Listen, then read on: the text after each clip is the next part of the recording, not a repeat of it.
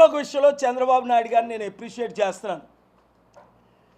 ఈరోజు మనం video viral అవ్వడం చూసాం. చిత్తూరులో ఒక మహిళను ఆవిడ అప్పు చేయకపోయినా దారుణంగా కట్టేసి కొట్టేసి చిత్రహింస చేశారు.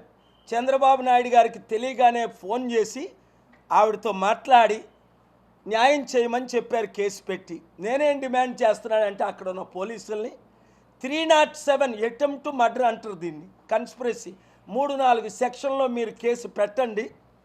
7 రోజుల్లో కేసు పెట్టకపోతే నేనే మీ మీద కేసు పెడతాను.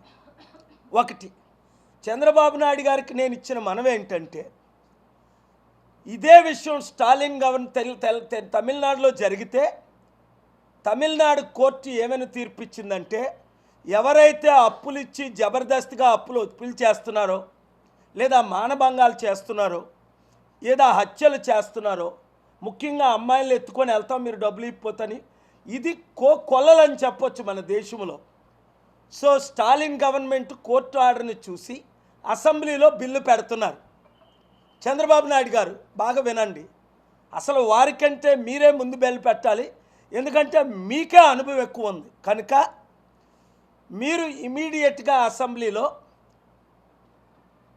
అప్పులు ఇచ్చిన వారు ఎవరైతే ఇలాగ మహిళలు కొట్టి లేదా అమ్మాయిల్ని తీసుకెళ్ళి బహిరంగంగా అప్పులు వసూలు చేస్తారో, కోర్టు ఇచ్చిన ఆర్డర్ ప్రకారం మీరు అసెంబ్లీలో బిల్లు పాస్ చేయండి.